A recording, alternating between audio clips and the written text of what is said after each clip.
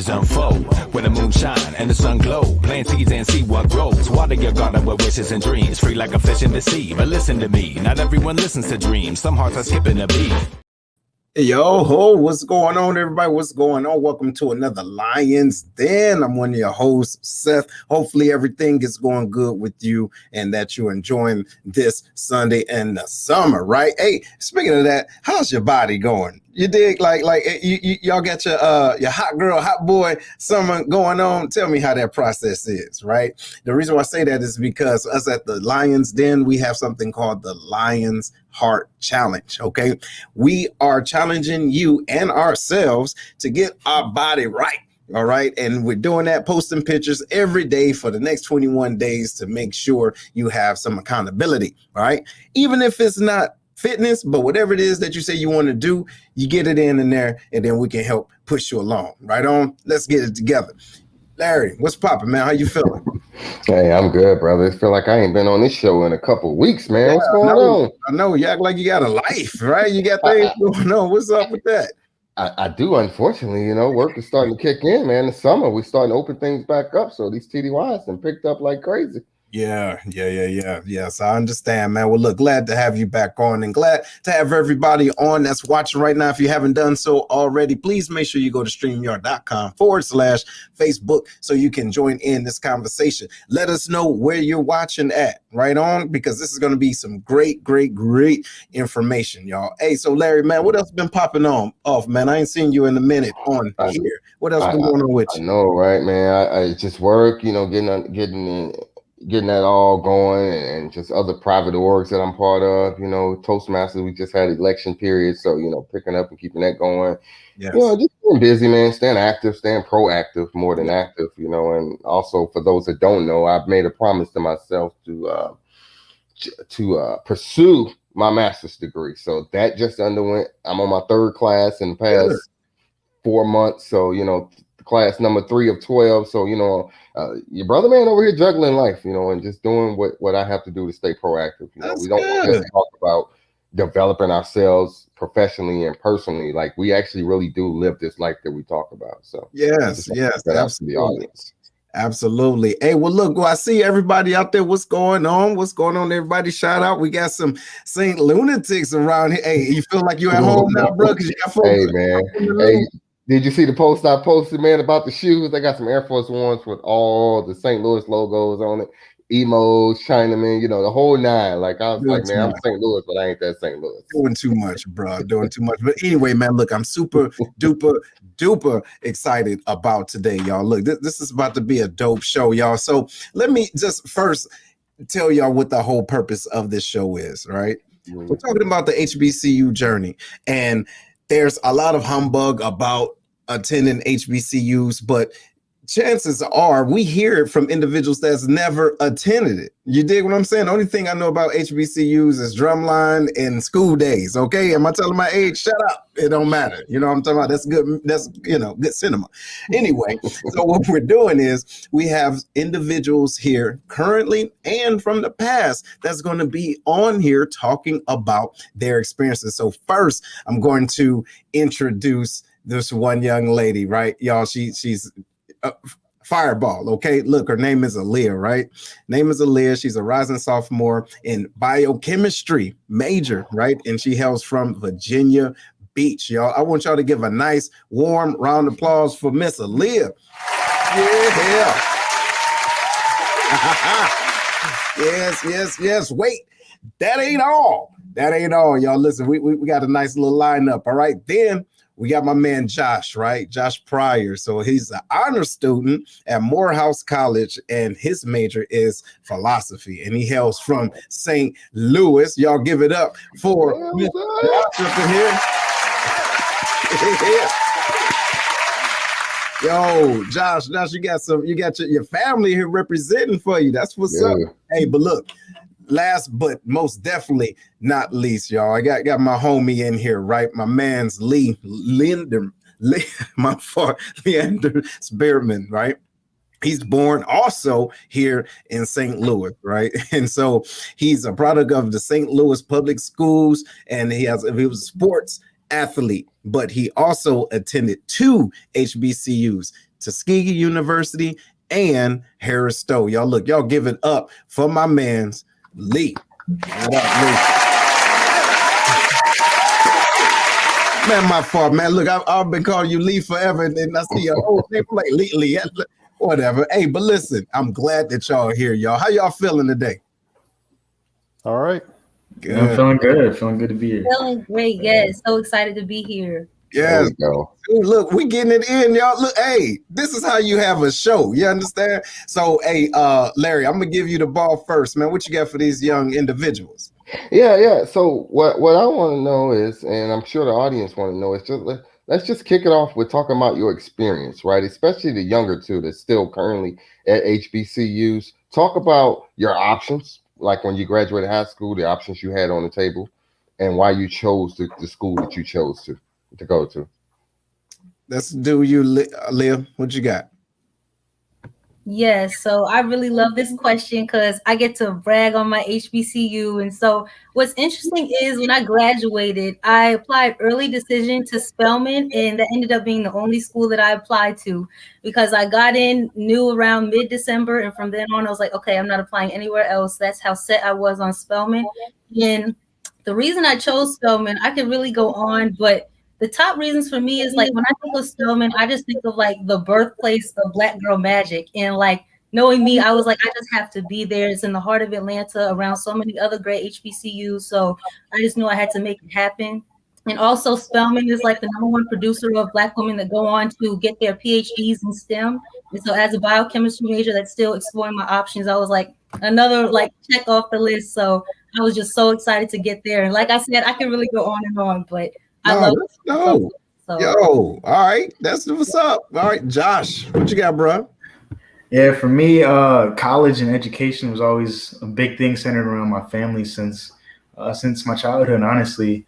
I was involved a lot in an organization called Jack and Jill of America throughout my middle school years and definitely more high school. Basically, it's a mother's organization preparing Black kids just for life, I guess, and for just community service aspects and leadership. So I was very heavily involved in that.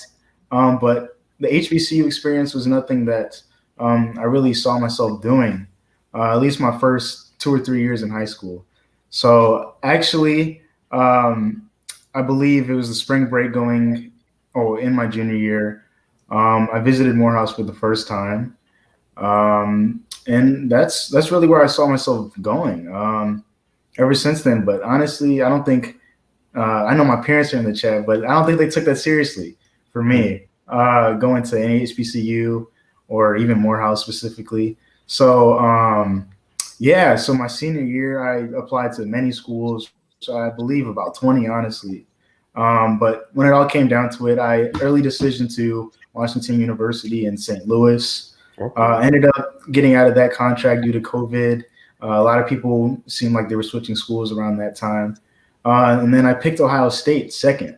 But both of those schools, I didn't see myself being there for 4 years and just thriving as a student. And outside of my student life, just having fun, you know. I like to have friends and party. I like to go out sometimes. So I didn't see myself necessarily thriving at PWI, honestly. And I eventually convinced my parents that Morehouse was the place for me. I would thrive there. I would be a leader like I was in high school with my Jack and Jill organization. And I'm just, blessed to be at Morehouse. Oh, all right. All right. So Lee, what about you, brother? Now you did two, right? So you went to you went to one, then another one. So what made you, want to go to HBCU anyway? Honestly, I was following my brother. My older brother, we both studied the same thing in school. We were both mechanical engineering majors. He started off at University of Missouri-Rolla in the 80s, and that was a rough experience. So he transferred to Tuskegee, and I followed my brother to Tuskegee. I went to follow my big brother, so that's how I wound up there. Did 4 years there, and transferred back home to St. Louis and finished actually on a basketball scholarship at Harris Stowe State University. Okay. All right. Well, no, that's what's up. That's what's up. So, y'all, so my question is, and this is for everybody that's watching right now. What would you say? All right. What would you say? And I'll give this to you, Josh, first. No, as a matter of fact, I'll give it to Lee. So, what would you say about individuals that says that HBCU graduates won't be able to find gainful employment? I say they're not looking. I would put an HBCU education up against any Ivy League school in the country. In my opinion, the education you get in HBCU rivals any of them, academics as well as the personal. Because in HBCU, in most of the Ivy League schools, the non-HBCUs, you're just a number, you're just a person. HBCUs, they actually care about you. They take time out to make sure you're in class. Most other schools come to class, don't come to class, they don't care. That's not the case in HBCUs. If you're not there, someone's coming to find out why you're not in class. Wow. Go ahead, hit it, Larry. Yeah. I was gonna say, like, and I hate to do this, but my experience with HBCUs is very limited because I've never visited a school, never even attended one of the schools, right? So when I watched the movie Stomp the Yard, and the guy, when he went through the Hall of Fame, and it was showing all the greats that went to those schools. All right, so you got Spelman, you got Morehouse, you got Tuskegee. I mean, these are prestigious HBCUs. When you guys went through your orientation, did they show you the Hall of Fame of all those greats that came before you? And what was that like if you did experience that Wall of Fame that I call? Yeah, for me, in my orientation, my junior year, spring break, we actually visited a chapel on Morehouse's campus. We saw pictures, not even of just Morehouse and Spelman or HBCU alumni, but just world leaders, people that visited Morehouse's campus, and just an inspiration. And it was an inspiration to me. I saw myself having a painting on that wall one day, and it pushed me to just want to be my best self on Morehouse's campus. Yeah. What about you, Aaliyah? Yeah, also like in my orientation, they always like during our Spellbound, which is admitted students weekend, they're always just highlighting some of the great alumni and just all of like the powerful women that have left Spelman. And so really I went to junior preview day, January 2019, and that like sealed the deal for me, even though I was already really sold on it. We got to walk the campus and also go in like special buildings like Sisters Chapel on Spelman's campus, and just be around like all of the other students and like-minded students that really had the same goals as you. So yeah, I mean, to this day, we like have talks, and like the president talk to Stacey Abrams. I mean, it's really inspiring and motivational just to see like all of the powerful women that are coming, not only from Spelman, but HBCUs in general. I mean, we got Kamala Harris now and everybody, Raphael Warnock, like HBCUs are on the rise. And like, I'm so proud to be a part of one. So wow. That's huge. And congratulations to you and to Josh for having that zeal, if you will, to be in school and be a part of HBCU, because it's important. I'm talking about it is extremely important. So now let's flip it. All right. Now I'm gonna give this back to you, Lee. What is one thing you can say that almost, if ever, changed your mind about picking an HBCU? Was there a situation that had you kind of think twice about it? I mean, after I got there, yes, because in high school, I played basketball. I wouldn't say I was heavily recruited to play Division I basketball, but there was some interest. So I did have the opportunity to play Division I basketball at a couple of fairly large schools, but I chose to go to an HBCU because I wanted something after basketball.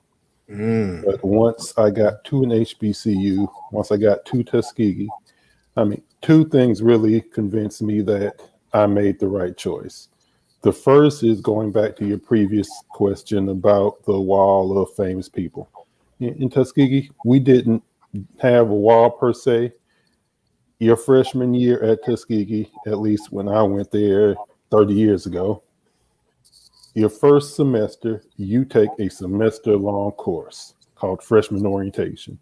And that is the history of not just Tuskegee, the school, but Tuskegee as the institution. You talk about the Tuskegee Airmen, you talk about Booker T. Washington, George Washington Carver, the full history of how that university was established and its significance to the world. That, and once I got there, just the friendliness. I only lived on campus 1 year. In my last 2 years, I was off campus. But I had a place to eat dinner every night with people I never met before in my life. I had a ride to school every day with people I didn't know. That does not happen at UMSL. That does not happen at St. Louis U. That would not happen at Wash U. So those two things let me know I made the right choice of where to go. Right on, right on.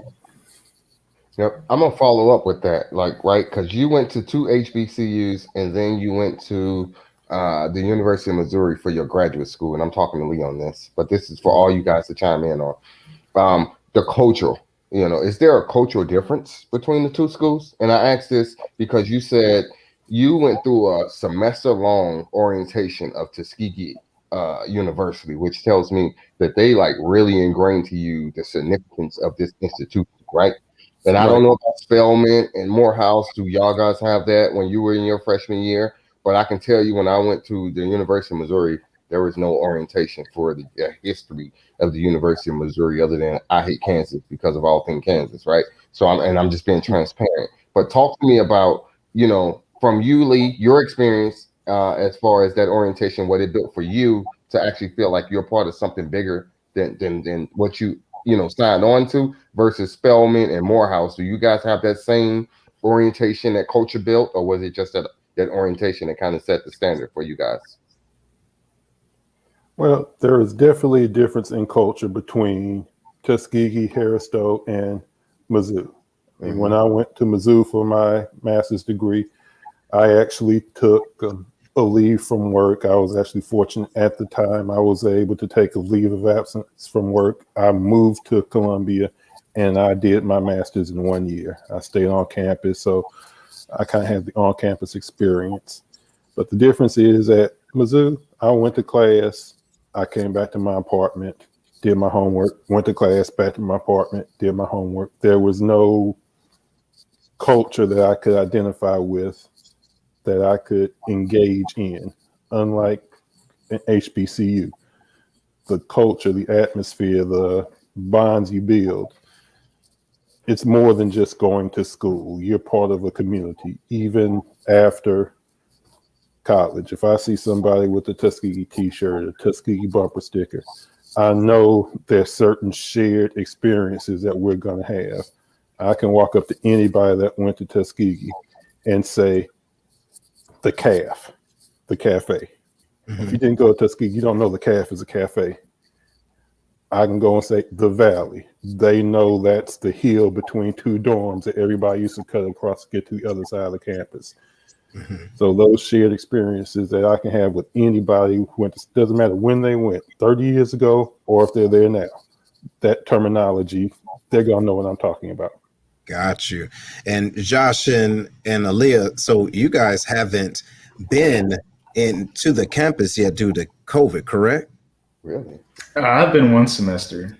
You did one semester? Okay. Yeah, so, last semester. So how was your experience? And then we're going to go to you after that, Leo. How was your experience? Yeah, it's crazy that Lee talks about the CAF and freshman orientation. What he described is exactly how it is at Morehouse. Although whenever we had our freshman orientation, it was all online or virtual per se, but we were able to see everybody's faces, everybody in my class, all the transfer students, new students, all that. So I was able to identify people whenever I saw them on campus. I was like, oh, I've seen you on Zoom. I've seen you in class, even though I haven't met them in person. And it was easier to build a connection that way. And the cultural difference, I would really say it is a community. Even on campus, I could really sit, even if it was my friends or we wanted to meet new people at the CAF, you just really go up to anybody and say, what's up? dap, give a head nod, anything like that. So I mean, yeah, it really is a community. It feels like you are siblings, brothers, sisters with people in the AUC and Morehouse specifically. That's what's up. I mean, we didn't have the calf, we just got the DFAT, right? The fact. I mean, anyway, the same thing. So, Aaliyah, so it was virtual. It's been virtual for you, right? Yeah, So, I've been virtual. and I know that kind of sucks, but like, how have you been able to grab a hold of that culture virtually? Yeah, so it really is like you would think it was terrible because everybody's always asking, how was it virtual online? And like I really had like a bad attitude towards it. I was always like, I wish I was on campus. I wish I was on campus. And like looking back, I'm just really shocked and surprised and so grateful at how close I was still able to grow towards everybody at the school, not even just them, but also Morehouse and Clark, because just really getting involved in all the clubs, so like class council and becoming all these different like scholars and stuff, that allowed me to meet different people. I got involved in the National Action Network, which allowed me to like tackle social justice issues and meet new people in that light. And so I really like everybody's already welcome at an HBCU, and like Josh and Lee both touched on it. Like you just feel like you're part of a family. I mean, I feel like I belong. I feel like I'm valued, and I don't think I could get that at a PWI. I mean, my high school was like, it was kind of diverse, but it definitely was like definitely more leaning towards a predominantly white high school. And I would like say hey here and there, but like it's really nothing compared to the HBCU experience where I like know I can get that towards everybody and just always feel welcome in whatever space I'm in, and like just the classes being geared towards me, focusing on our history. It's just so much that I'm thankful for that I can get as filming. So okay, and look, real quick, for those that don't know, could you explain to them what a PWI means? Yeah, so PWI, it stands for predominantly white institution. And so just meaning that like the college or the school, it has a larger Caucasian population than normal compared to an HBCU where there's a higher Black population of students. Mm-hmm. And so that's pretty much like a lot of the state schools, and like HBCUs make up a really small percentage of colleges in general. So that's the difference between them. All right. Well, look, check this out. I got one more question, right? Just to help out with these myths. Okay. So tell me what y'all think about this. And Josh, I'm going to throw this at you first. And if anybody got something else to add to it, y'all go ahead and do that. Do you believe that HBCUs lack diversity? Yeah, that's a good question. I don't know, because I mean, I know it is probably at least 90% Black for all HBCUs, but I did meet a good Indian friend actually on campus this semester.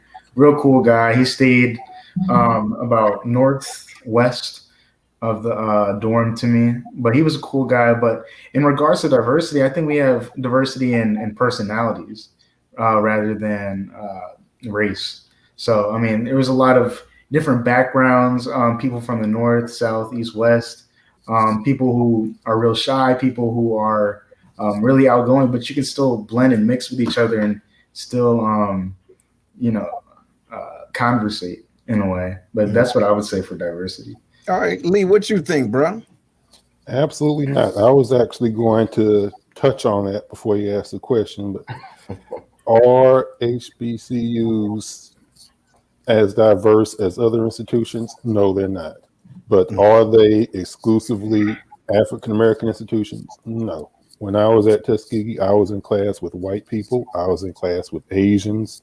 I was in class with East Indian. There are people from all over the world, all nationalities, all races that attend HBCUs. It's just that the culture caters more to Black people, but there is diversity in HBCUs among the students and especially among the faculty. Mm-hmm. Okay, so Miss Aaliyah, so on your Zoom calls, now, so what they look like, right? Is it all chocolate and a little sprinkle? You know what I'm talking about? Tell me how is it with you, virtual? Yeah, so it definitely is like all my classes were Black people and all women, of course, but our professors were diverse. So professors, like there's definitely more Black professors than usual that I was used to, but we also have white professors and just the different races and nationalities when it comes to that. And I also love your original question because my first thought is always like, wait, no, there's no diversity. And then just over the year, I've learned from everybody else that, and people have been saying in the comments too, there's so much diversity within our race, whether it is like your religion, your sexuality. Like I'm learning so much more about Black people than I would know. And I've like, even in my high school, it's like Black people that are really similar to me. And getting to Spelman, I'm like, there's no lack of diversity at all. I'm learning so much about our race than I knew before. And it's really just so enlightening and eye-opening that, and this is something that I cherish before going out into the real world after graduating, because I'm going to know more about myself and my people. That way, when I go out into like a predominantly white space, eventually I'll know how to explain and defend and just inform them with whatever I need to, because I'll know. Damn it, Aaliyah. You better shut your... Hold on. Yo,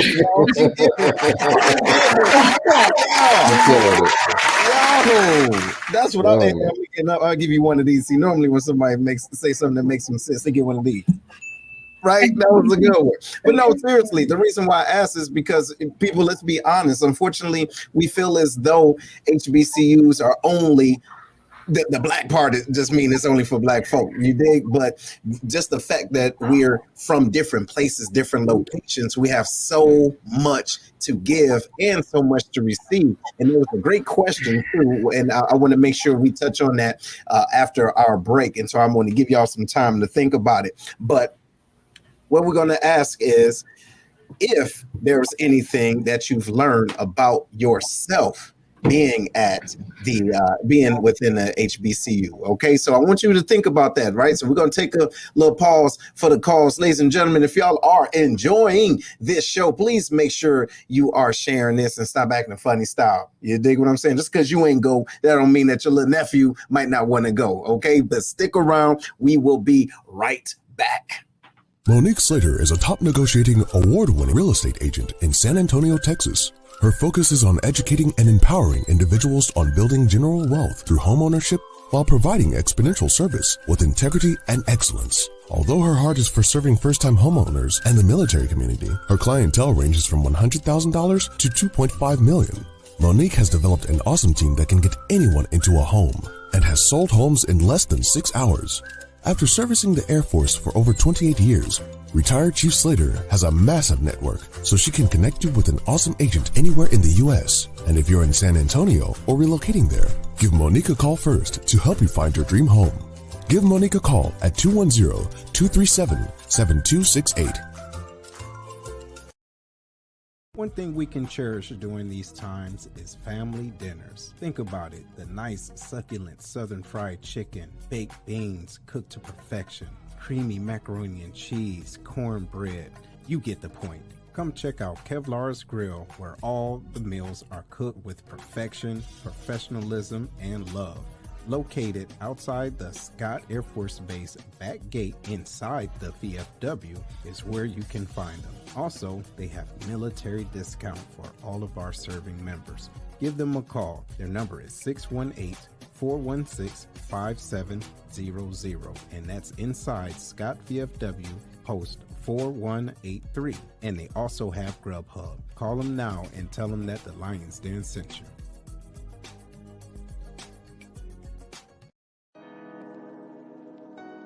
Hey, what's going on, everybody? This is Seth with the Lions Den. Are you or someone you know looking for a tool to help them be more accountable? Check out the Black Collar Mindset, the Art of Strategic Thinking. It's a manual to help maneuver through life strategically by holding yourself accountable every step of the way. Go to theblackcollarmindset.com to grab your copy today. Again, the website is theblackcollarmindset.com. Trust me, you won't be disappointed. Let's get it together. As a financial literacy coach and credit repair specialist, Tracy Brown teaches people the importance of personal finance and help them identify and dispute negative items in their credit reports. Her services allow individuals to leverage the Fair Credit Report Act to improve their overall credit score and credit history to position themselves for home ownership, lower interest rates, entrepreneurship, and general wealth. Give Tracy Brown a call at 618-560-3687. One more time, 618-560-3687. Yo, welcome back, everybody. Hopefully, y'all enjoying this show. We talking about HBCUs. Larry, man, what you think about it so far, man? Man, so far I am intrigued, and I wish I can go back 20 years and make that write that chip, but it's all good. Yeah, man. No, I'm very much so excited. Very much so excited and inspired as well. Ladies and gentlemen, if y'all can, please do so. Check out the chat. There's a review there. If y'all are picking up what we putting down and you do appreciate this, make sure you give us a review on the Lion's Den and all of our networks. Okay, we got a lot of things popping off, and this is where growth and development equals action. Can you dig it? Hopefully you can. Lee, yo, Josh, and Miss Aaliyah up in this building. Yep. Yeah. All right, y'all. So check it out. If you're just tuning in, we're talking about HBCUs, and there was a great question that was posed prior to our sponsors. What is it that, if anything, you learned from yourself being within an HBCU? And I'm going to ask you, Lee, what did you learn? I learned that I am just as good as anyone else out there.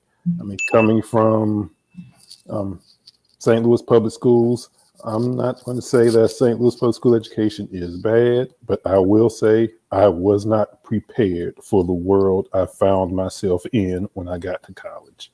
Not blaming anybody, it's just a fact. I wasn't prepared.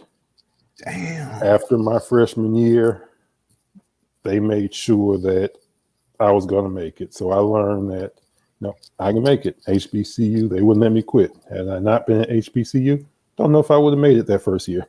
Wow. Yo, that's dope. Josh, what you think, brother?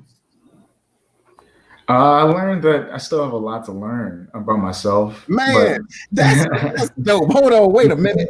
Hey, you hear that, Larry? Did you hear that? I heard it. I feel them on it too. Yes, hey, I feel you. I felt it right around here. That's good. Go ahead, brother. Yeah, especially just being so young and being on campus for the first time. Like my virtual experience, my fall semester, my spring semester, me as a person is way different. I feel like I've gotten a lot more mature throughout the semester. But I would say that I'm not afraid to ask for assistance from my teachers, staff members, or my friends, especially my friends. I mean, I learned that I can be collaborative amongst my peers. But yeah, I mean, I'm very comfortable, especially as I progress throughout the year. That's dope. All right, Miss Aaliyah, what have you learned about yourself, ma'am? Being in HBCU virtually in any capacity, what have you learned thus far? Yeah, so I've definitely learned a lot more about my passions. Like I've had time to explore that just by trying out different organizations and stuff. And also I think I've learned not exactly about myself, but just learning about my history and all the people that came before me has really empowered me and motivated me to just make the most out of this experience, both socially and academically. And I'm really excited to just continue these next 3 years and learn even more about myself. Mm-hmm. Okay, no, that's dope. That's dope. Thank you for that. Go ahead, Larry. All right. So first off, I need to know who this Miss Pryor is. I don't want to screw up her first name, but it sounds like, is that your mom, Josh? Your aunt? Who is that? That's my mom. That's your mom? I can tell. I can tell she loves her son, right? So shout out to your HBCU alum, yeah. Saquana. Saquana. Okay, I was gonna say that, but I didn't want to screw it up. But hey, she's going hard right now in the chat for you. I'll give you that. And she seemed like, did she go to an HBCU? Yeah, she hold went on. Doctor, wait, hold on. Hey, your mama doctor? Yeah.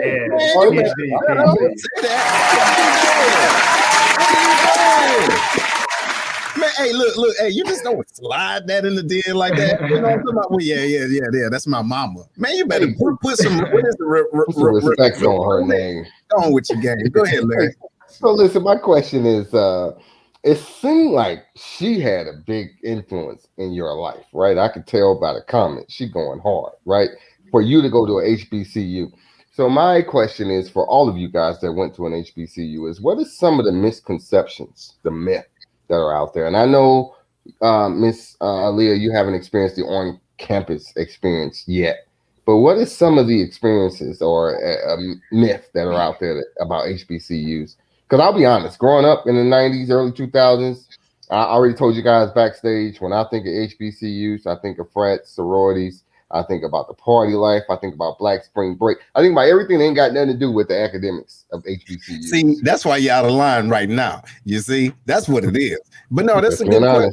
Though. That's a good question. Hey, Lee, what about you, brother? What you think about that? What's a myth? Well, I wouldn't say it's a myth because everything that he said is true. That's all a part of HBCU life. I will say, though, it is very much exaggerated. I mean, Stomp the Yard and all those movies, yeah, that all happens. That is a part of it. But that is probably 10% of the HBCU experience. The rest of it is, it's the academics, it's the friendships, it's the relationships, it's the experiences, it's, going home with your roommate for the weekend because there's nothing else to do on campus. It's all of that other stuff. And the Greek life, the parties, that's just, gravy on top. That's just the fun part, but it's not the experience. What about you, Miss Aaliyah?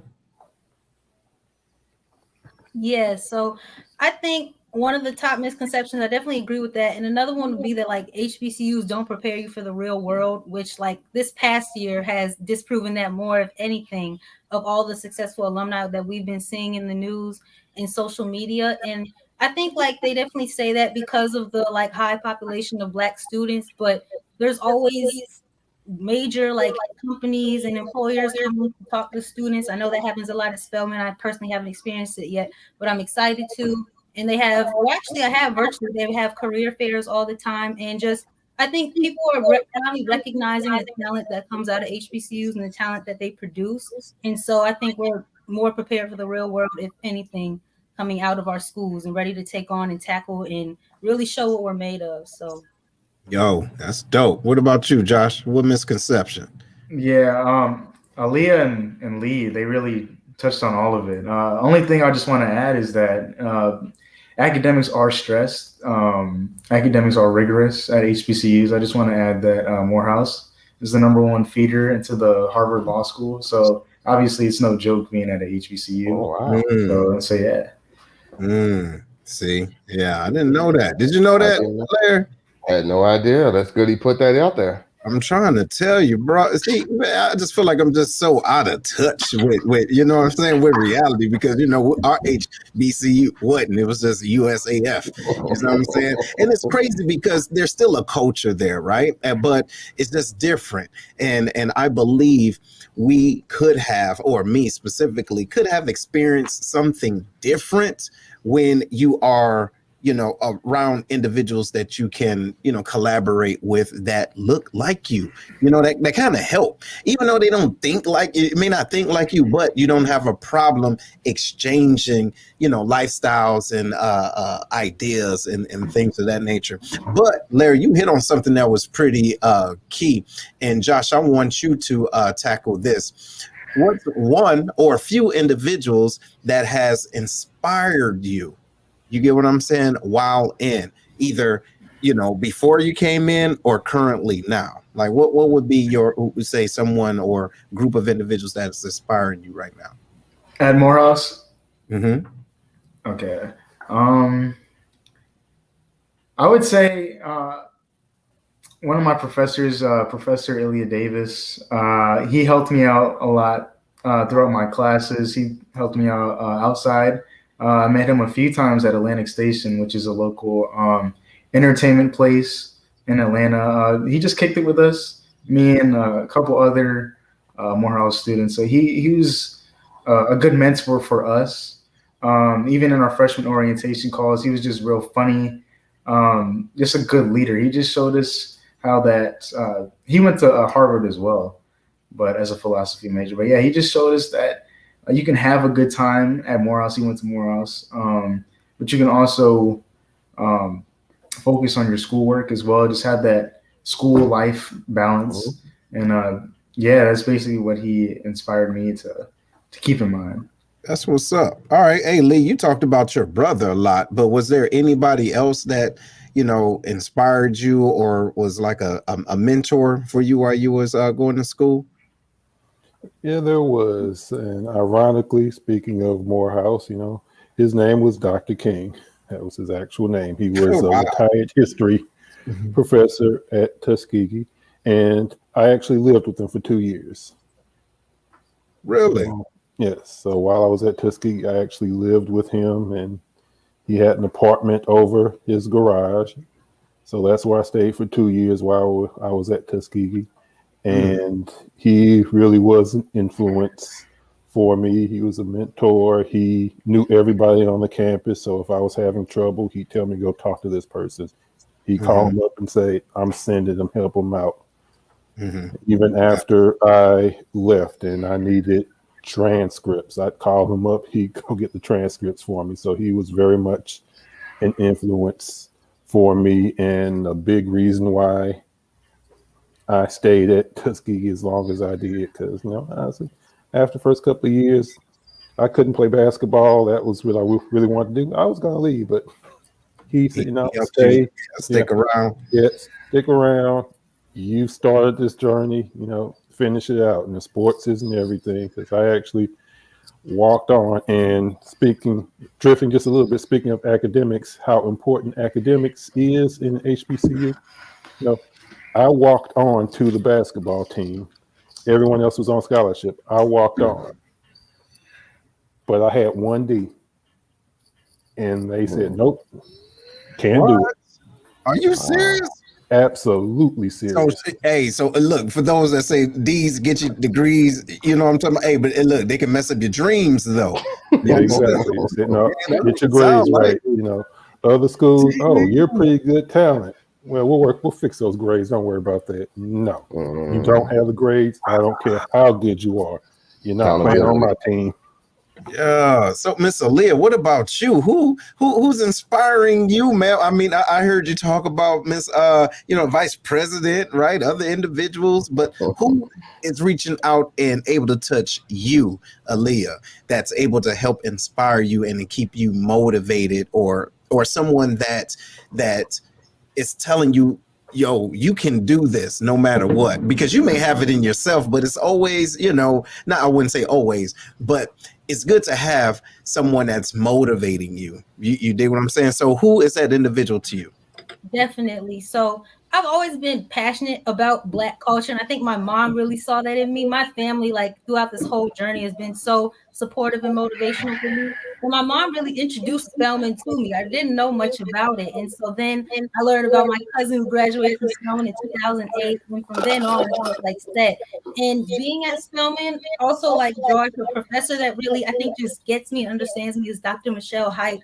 She's our honors program coordinator and director, and so she's just so easy to talk to. She's such an intellectual, and she understands, because personally I'm not exactly sure what I want to do with my career and my biochemistry degree, but I know I want to work social justice in there somehow. She's always just willing to have an open ear and listen and talk through my options with me. So those are definitely the top people who are motivating me to stay in Spelman and get through and really make it to the top whatever way. So you know what? Hey, I don't know. Look, I think, you know what, Aaliyah, I think you got some things going on over there. It's something. I don't know what I can't put my. She's well spoken, man. All of you guys are well spoken. Very much so. Y'all. Hey, listen, kids around my age back then, we didn't talk like that. We wasn't clicking right. You dig what I'm saying? So, hey, thank you, because I feel a little bit better knowing that the future looks brighter. You feel me? So thank you. And thank you. Hey, Larry, what you got, bro? Yeah, going back to that diversity piece that we talked about, Josh, your mom, again, she's been hitting it. She talked about there is diversity within our race, right? So I understand some of you guys are still virtual learners. You haven't been on campus yet, but let's talk about not only diversity within our race, but within other races that are on the campus or within your Zoom meetings. The Asians, the Latinos, the whites, whatever. Talk about how impactful that has been. Being from the Midwest, you talk to somebody from the East Coast, West Coast, down South. You're learning their culture and their traditions, and you kind of incorporate it into yours. Talk about how that has impacted your life. Go ahead, Josh. What you got? Yeah, so honestly, I haven't met too many other races except for one of the Indian friends that I have and more else, but definitely different parts of the United States and even the world. I have a good friend. He's on the basketball team named Buka. He's about 6'8" from somewhere in Africa. I don't even know, but yeah, he's just a real cool guy. I'm learning his lingo. Hold on, wait. You don't even know what Buka. I forgot where. Get it together, from. Man. You can't come on here and talk about Buka and don't know where Buka from. Yeah, he's from Africa, man. He's from Africa. No, hell no. No, you can't. Well, go ahead, bro. Talk about Buka. Yeah, I mean, we click. And with all the people that he knows from America, we're learning his lingo. He's learning ours. It's funny when he tries to talk like us or say the same things that we say. Or even I have a good friend who is basically my roommate. He's lived right across from me from New Orleans. They definitely have different type of jargon. So sometimes we make fun of them like that. But I don't know. Like I said, it's a community. It feels like we're not all from different areas, even when we are. So it's just fun to see. You see that? Yeah. He ain't from Wakanda. He from Wakanda? No, we messing with it. Listen, bad enough, I still get Wakanda jokes like, hey, you look like, stop it, right? That or I need to do the whole, I'm the get out dude. Anyway, so Leah, so what type of diversity have you dealt with or what have you learned from other, diverse individuals in Spelman? Yeah, definitely like Josh. I mean, I know I'll experience more once I get on campus, but it's been fun hearing different people's accents and all of that on the Zooms and just seeing their way of life. And I know definitely a big thing in the AUC, which is the Atlanta University Center, and that's Spelman, Clark Atlanta, Morehouse, Morris Brown, because they're coming back. And so all of those different colleges and just people like repping where you're from and being proud of where you're from. So I haven't experienced it too much, but I know like when we get there, it's going to be up, just everybody repping where they're from and seeing how everybody acts. So I'm excited. Okay, that's what's up. All right, so you see Herm, he's on here. Shout out to Herm. He has some business to take care of, but he asked a question, y'all, and we kind of talked about this a little bit, but I would start off with Lee. So apparently this brother did think about pledging. So we want to talk about what did you pledge and why did you pledge? Go ahead, hit it up, Lee. Well, I pledged Omega Psi Phi Fraternity Incorporated. I took a little different path. I did not pledge when I was an undergrad. I pledged actually in grad school at Mizzou. However, I was exposed to the Greek life at Tuskegee and at Harris-Stowe State University. I grew up around Omegas. That's kind of what led to my decision to pledge Omega. And since being in the organization, I have had the opportunity to mentor and participate in a number of lines where I pledged undergrad. So even though I did not pledge as an undergrad, I do have some experience in what that is like. And I will say for HBCUs, again, it's serious business. HBCUs, first of all, you don't pledge your freshman year. You don't even talk about pledging your freshman year. It's not an option. Mm-hmm. Oh, because sophomore of the year, right? The academics. Sophomore year, in most cases, is the soonest you can even consider pledging an organization. See? And most organizations have different rules of how long it takes. When I pledged in graduate school, I pledged for 6 months. People before me pledged for a year or more. Wow. So times vary, but it's about academics. When you pledge, you submit transcripts to the organization. They want to see your grades. Yeah.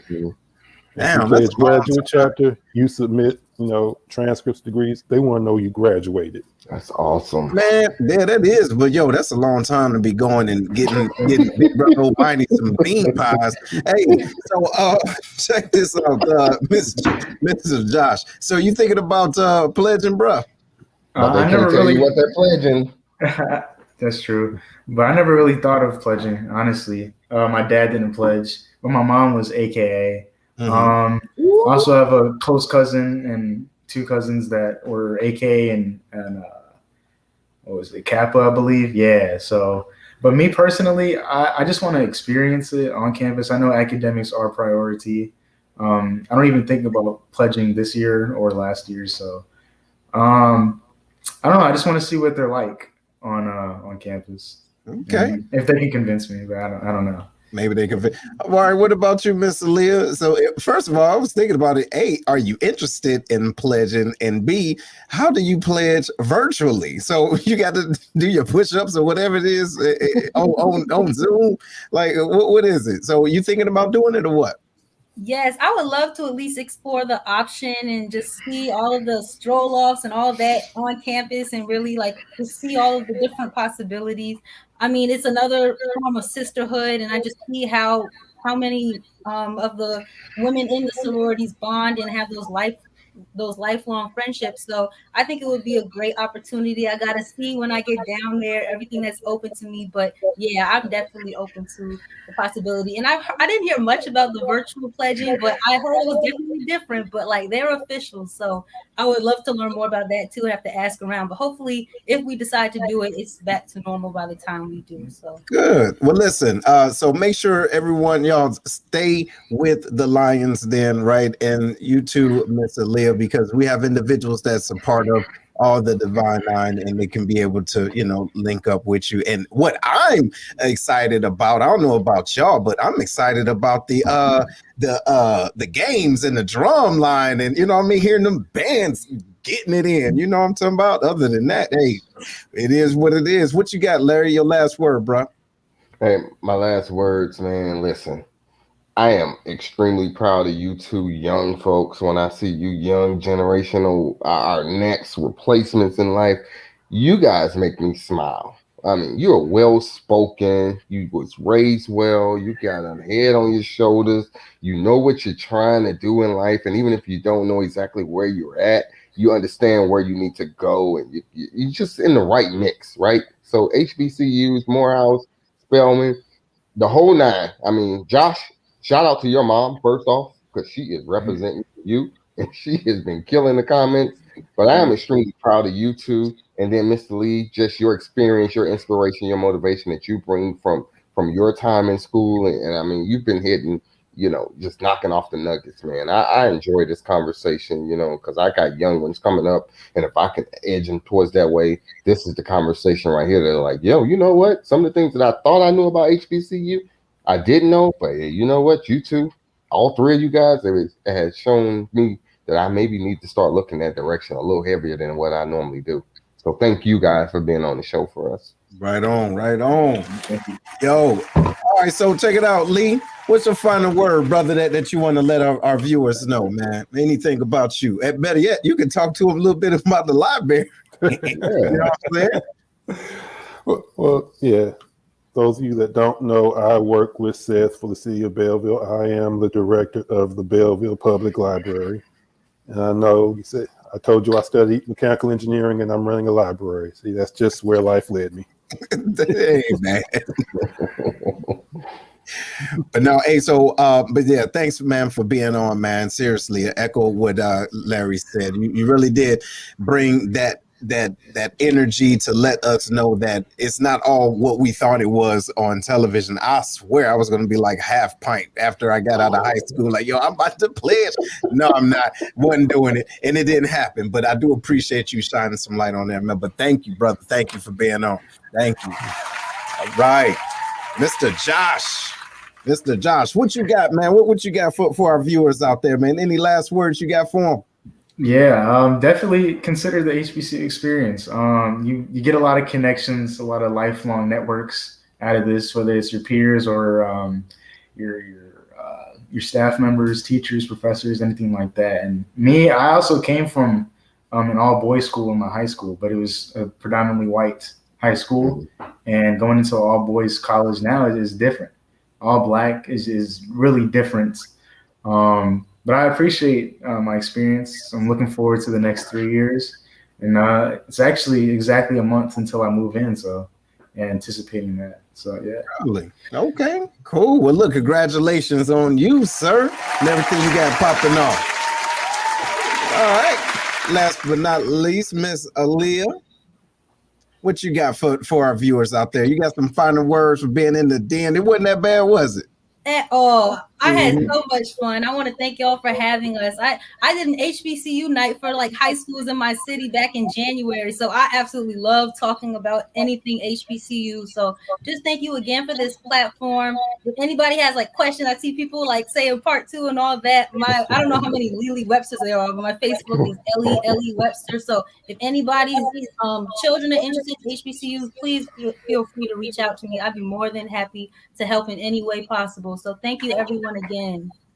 All right. Yes. Hey, all right, y'all. So look, apparently y'all want it. So if y'all want it, we need to get some hashtag part 2, because what we really want to do is follow these individuals, right? We want to follow y'all. And because when everybody, when the world open back up, and stop passing this old funky mess around and we can start doing things the way we want to do things, we want to make sure we stay connected and we can see where they're going and how we can help them. Check it out. You forget that this is still a village, right on? This is still a village. So what can we do to help Aaliyah help Josh, or help Josh help Aaliyah to help Lee, and then Lee, come on now. Hey, that's how this is supposed to work. So this is what we're supposed to do for each other. So, all right, let me see. I see a couple of, all right, I see a part 2. Come on, another part 2. I see another part 2. Hey, keep it going. Oh, I see a yes. All right, hey, 3 and 4. Hush your mouth. Let's see, we got another one. I think that's what we gonna do. Hey, you feel good about that, Josh and Aaliyah? Y'all want to come back on again? I'm on board. Oh, there it is. Yes. What about you, Lee? You want to come? Hey, I don't want to have to twist your arm, right? Twist your arm to come back. You want to come back, bro? You good? Yeah, I'm good. Yeah, anytime. Right on. But seriously, ladies and gentlemen, we want to thank y'all. And look, everybody that's on right now, Lee, Josh, and Aaliyah, y'all hold tight. Don't go off. But I do want to let y'all know, everybody that's watching, make sure you share this. You subscribe. You're following us. This will be available on Amazon and Roku. Make sure you go and follow and subscribe to Lions Pride Network so you can watch this anytime you want to. Right on. Don't forget to give your reviews if you're digging this, if this is something that you want to hear again, or if you have other topics that you think that we should add to help connect with our individuals, with the youth, with the world. We're here to get it from you. Right on. Well, listen, without further ado, I think that's about a wrap. What you think, Larry? You think that's a good one? Hey, just let your moms know, Josh. We're the Lions, not the Tigers. And hold on, now look, I wasn't gonna say that. Hold on, wait. Let me get real close up to it. Listen, y'all need to know the difference between your cats. You dig? This is the Lions. Hey, Josh, look, we're just gonna have to give your mom a cup, okay? So she know the Lions there. But yo, shout out to everybody that's watching, y'all. We will see y'all soon. Right on. Later.